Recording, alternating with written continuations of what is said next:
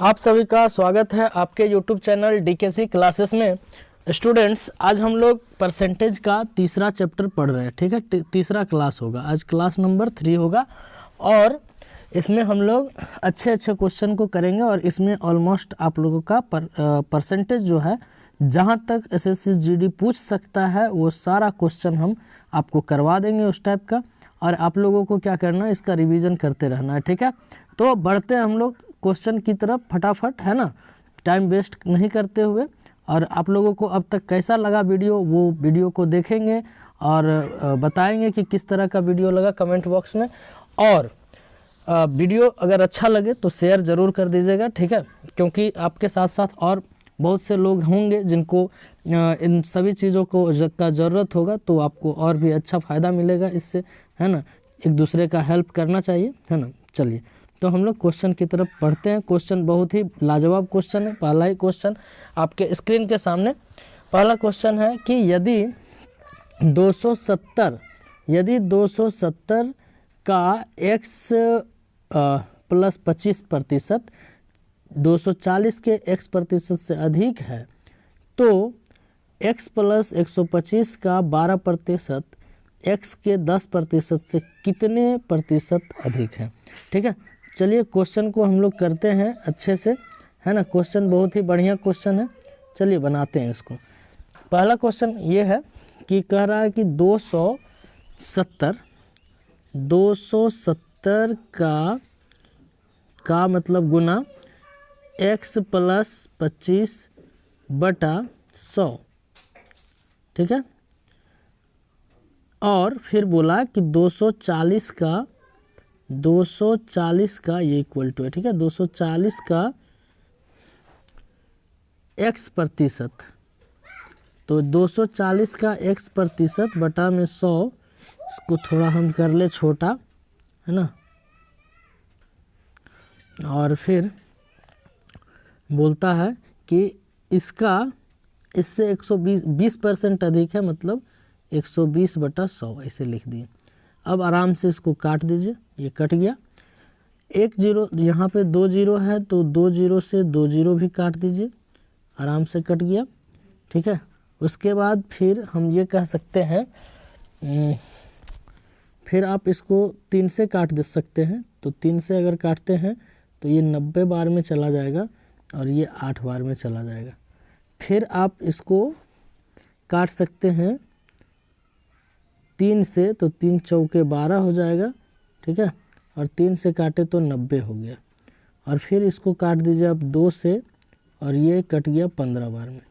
तो 15 से अगर हम गुना करते हैं तो मिलेगा 15x और प्लस 375।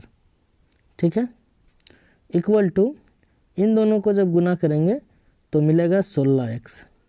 x वाले को एक तरफ लाके घटा देंगे तो मिलेगा x बराबर कितना, 375। ठीक है, यहाँ तक कोई दिक्कत तो नहीं होना चाहिए। चलिए, और उसके बाद फिर बोलता है, उसके बाद फिर क्या बोला कि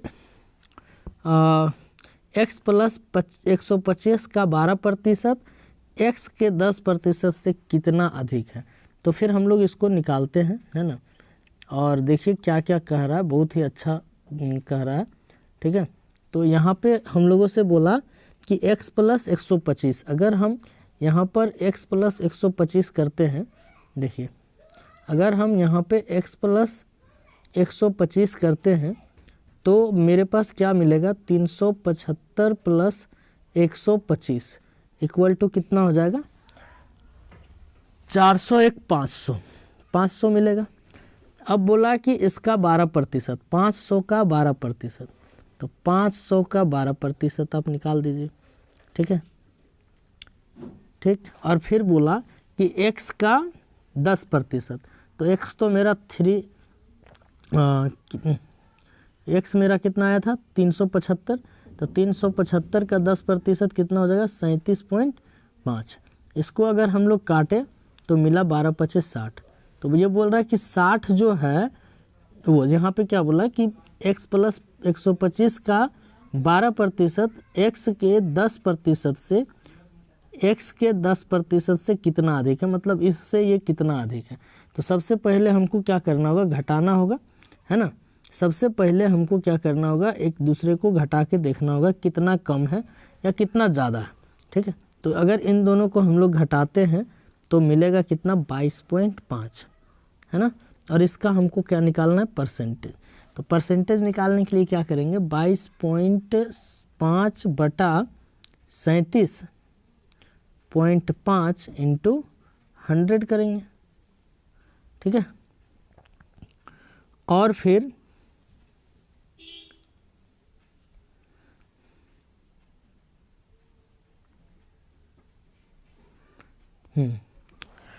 फिर इसको काट देंगे तो एक पॉइंट से एक पॉइंट चला जाएगा, और फिर इसको काटेंगे तो देखिए यहाँ अगर हम लोग काटते हैं 25 से तो 25 चौके 100 होगा, और 25 से जब इसको काटेंगे तो ये 15 बार में चला जाएगा, है ना।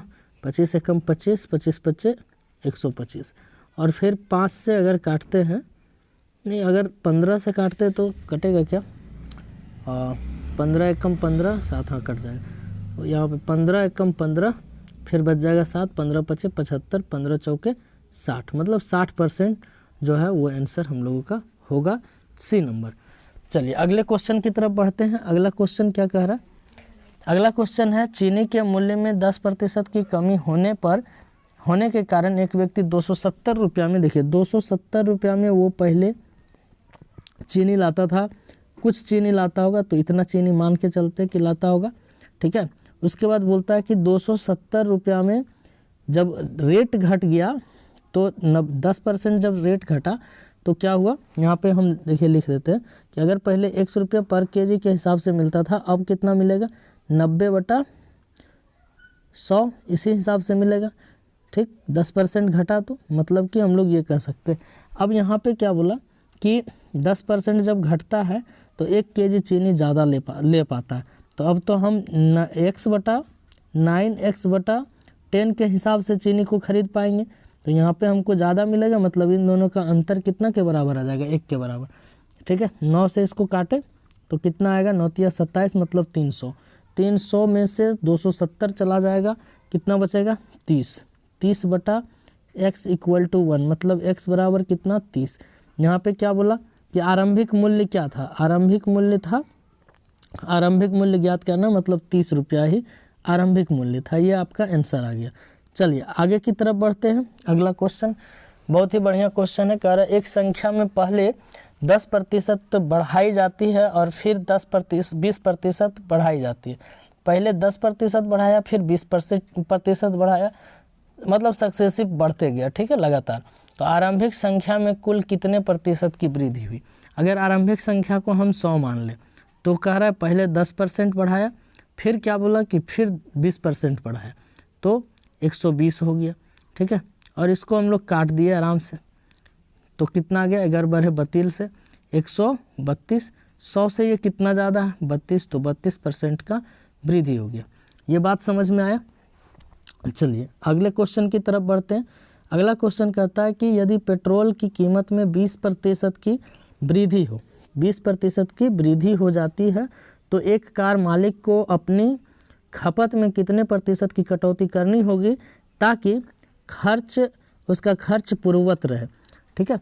तो इसके लिए हम आप लोगों को फार्मूला लिखवा देते हैं, ठीक है। अगर पहला सेंटेंस में वृद्धि रहे तो लिखते हैं R/100 + R × 100, और अगर यहाँ पे वृद्धि के जगह पे कमी अगर रहता तो यहाँ पे प्लस के जगह पे माइनस कर देते, ठीक है। चलिए तो यहाँ पे 20% बढ़ रहा है तो बटा 120 × 100, ठीक है। काट दिए, 20 छक 20 से 6 बार में यहाँ पे 3 आ जाएगा और यहाँ 50 आ जाएगा, मतलब 50/3 का मतलब होता है 16.2/3, है ना। 16.2/3, 16 48 2 50, इतना ही % आपका आंसर आ जाएगा। चलिए अगले क्वेश्चन की तरफ बढ़ते हैं। अगला क्वेश्चन भी बढ़िया क्वेश्चन है, ठीक है। कैसा लग रहा है सेशन ये आप लोग बताइएगा कमेंट करके, ठीक है, और वीडियो को शेयर करते रहिएगा। देखिए यहाँ पे 2 छात्रों ने एक परीक्षा दी, ठीक है। उनमें से एक ने दूसरे से 12 अंक अधिक हासिल किया। 2 छात्र परीक्षा दिया, उसमें एक छात्र जो है एक दूसरे से 12 नंबर अधिक लाया और उसके अंक और उसके अंक उनके अंकों के योग का 56% थे, और उसका नंबर जो था उसके अंकों के योग का 56% था। तो बोल रहा है कि दोनों छात्रों द्वारा प्राप्त अंक कितने थे, दोनों छात्र कितना कितना नंबर लाया। बोल रहा है 2 student took an examination of one of them scored 12 marks more than the other and his marks were 56% of the sum of their marks. What are the marks obtained by both of them? कितने number उन दोनों ने लाया ये बता रहा है। एक परीक्षा है, ठीक है, जिसमें से 12 अंक एक स्टूडेंट हासिल करता है। जैसे एक स्टूडेंट ये हो गया, दूसरा स्टूडेंट ये हो गया। एक ने अगर मान लेते हैं कि x अंक प्राप्त किया तो दूसरा अंक इससे 12 नंबर ज़्यादा अंक प्राप्त किया, x प्लस 12 अंक लाया, ठीक है। अब बोल रहा है कि उसके अंक अंकों के योग का 56% था। किसके अंक के बारे में बोल रहा है, तो जो ज़्यादा लाया वो, मतलब x प्लस 12 जो था वो पूरे मार्क्स का, सॉरी यहाँ पे बोल रहा है कि उसके अंक उनके अंकों के योग का, उनके अंकों का योग कितना हो गया, तो 2x प्लस 12, तो 2x प्लस 12 का कितना प्रतिशत था, 56% के बराबर था, ठीक है। तो बोला कि दोनों छात्रों के द्वारा प्राप्त अंक कितने थे, दोनों छात्रों के द्वारा प्राप्त अंक कितने थे, ठीक है। अब इसको हम लोग काटेंगे, यहाँ देखते हैं। इसको अगर हम लोग काटते हैं तो मिलता है इतना 28 और ये मिलेगा 50। फिर इसको काटेंगे तो ये मिलेगा 14 और ये मिलेगा 25। अब नहीं कटेगा तो यहाँ आ जाएगा कितना, 25x प्लस 12 25 60 के 0 बाकी 6 और 12 दूना 24 36 300 मिलेगा, और इधर 14 दूना 28x, ठीक है, और फिर प्लस कितना मिल जाएगा, तो 14 दूना 28 के 8 बाकी 2 और 14 कम 14 2 16 168, ठीक है। अब देखिए आगे बढ़ते हैं। अब क्या है कि 28 में से इसको घटा देते हैं, 28 में से 25 चला गया तो 3x बचेगा, और 300 में से 168 को घटा देंगे तो कितना बचेगा, 10 में से 8 जाएगा तो 2, और फिर 9 में से 6 जाएगा तो 3, और 2 में से 1 जाएगा तो 1। 3 से काट देते हैं, 3 चौके 12 और फिर 1 आ जाएगा तो 3 चौके 12। एक का वैल्यू मिल गया कितना, 44, तो दूसरे का वैल्यू कितना मिल जाना चाहिए, 12 जोड़ दो तो 56 आ जाएगा। तो एक का वैल्यू 44, दूसरे का वैल्यू 56, 12 इसमें ऐड कर दिए, ठीक है। तो मेरा आंसर हो जाएगा डी नंबर। चलिए अगले क्वेश्चन की तरफ बढ़ते हैं। अगला क्वेश्चन बोलता है कि एक छात्र को अधिकतम अंकों के 60% अंक प्राप्त होते हैं। अधिकतम अंक मान लेते हैं कि 100 नंबर था, ठीक है। इसका 60% नंबर एक छात्र को मिला, मतलब 60 नंबर मिला। अब बोलता है यदि उसे उत्तीर्ण अंक से 50% अधिक अंक प्राप्त होते हैं, फिर उत्तीर्ण होने वाले अंक अधिकतम अंकों का कितना प्रतिशत है, ठीक है। अगर इसको ये वाला नंबर जो है पास होने से 50% अधिक मिलता है, हम ये मान लेते हैं कि पासिंग मार्क्स भी क्या था, पासिंग मार्क्स जो था वो x था, ठीक है। तो x का 150% क्या किया, वो ले आया बच्चा नंबर, ठीक है। ये बच्चा क्या किया, पासिंग मार्क्स का मतलब x का, है ना, x का 150% नंबर लाया जो 60 के बराबर था, ठीक। तो ये x का वैल्यू निकालना है कि पासिंग मार्क्स कितना % के बराबर था, ठीक है। तो 1 0 से 1 0 चला गया, है ना, 5 दिया 15, 5 दूना 10, 3 से इसको काट दीजिए तो 3 दूना 6 मतलब 40, है ना, 20 दूना 40, x बराबर 40, 100 का 40 कितना %, 40%। तो आपका आंसर आ गया सी नंबर। अगले क्वेश्चन की तरफ बढ़ते हैं। कह रहा है कि एक चुनाव में 2 उम्मीदवार थे, ठीक है। एक चुनाव में कितने उम्मीदवार थे, 2 उम्मीदवार। एक चुनाव में एक उम्मीदवार को, सॉरी 2 उम्मीदवार नहीं, एक चुनाव में एक उम्मीदवार को कुल वैध वोटों का 75% वोट प्राप्त हुआ। ठीक है। कुल लीगल वोट का 75% वोट जो है वो प्राप्त हुआ। यदि कुल वोटों के 20% वोटों को अवैध घोषित किया गया, टोटल वोट के 20% वोट को अवैध घोषित किया गया, ठीक है, कर दिया गया, और कुल वोटों की संख्या इतना हो तो उस उम्मीदवार के पक्ष में पड़े वैध वोटों की कुल संख्या कितना है। देखिए टोटल वोट कितना मिला, 56 पे 4 0, 1 2 3 4 4 0। इसमें से 20% वोट जो था अवैध था, मतलब कि 80% वोट वैध था, ठीक है। और उसके बाद फिर कितना परसेंट, 75% वोट उसको क्या हुआ, लीगल वोट मिला, ठीक है। 75% वोट उसको लीगल वोट का 75% मिला, तो 75% को लगा दिए, है ना। अब यहाँ पे क्या हुआ कि 1 2 3 4, 2 2 कट गया, और फिर 1 0 से 1 0, 1 0 से 1 0, ये सब कट गया, ठीक है। उसके बाद फिर हम लोग क्या करेंगे, इन सभी का गुना कर देंगे, ठीक है। मतलब कि 56 × 8 × 75, ठीक है। तो यहाँ पे हम लोग करते हैं इसको, देखते हैं। 8 5 40, 0 4, और 8 7 56, 4 56 और 4 हो गया 70, है ना, 70।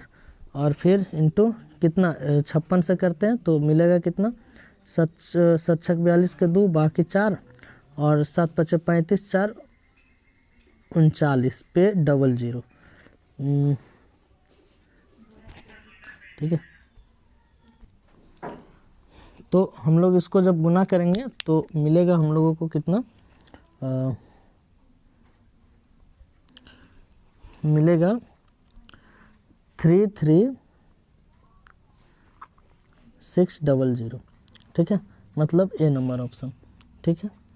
और अगला क्वेश्चन की तरफ बढ़ते हैं। अगला क्वेश्चन है, 2 उम्मीदवार एक चुनाव लड़ रहे हैं, ठीक है, सभी मत वैध हैं। एक उम्मीदवार जिसे 38% मत प्राप्त हुए और इतना 28,800 मतों से हार गया, तो डाले गए मतों की कुल संख्या कितना है। मतलब कि ये 38% वोट जो है वो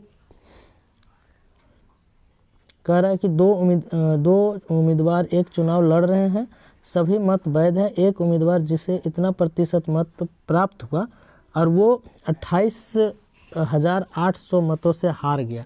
28,800 मतों से हार गया, मतलब इसको अगर 28,800 मत और मिल जाता तो ये जीत सकता था। तो इसका मतलब है कि दूसरे उम्मीदवार को कितना मिला होगा, अगर 100 है टोटल, ठीक है, तो 100 में से अगर 38 चला गया तो कितना बचेगा, यहाँ पे 2 और 62%, ठीक है। और इन दोनों का डिफरेंस जो है वो कितना के बराबर है, 28800 के बराबर। अगर हम इसको घटाते हैं तो हमको मिलेगा कितना, 4 और यहाँ पे 5 में से 3 जाएगा तो 2, ठीक है।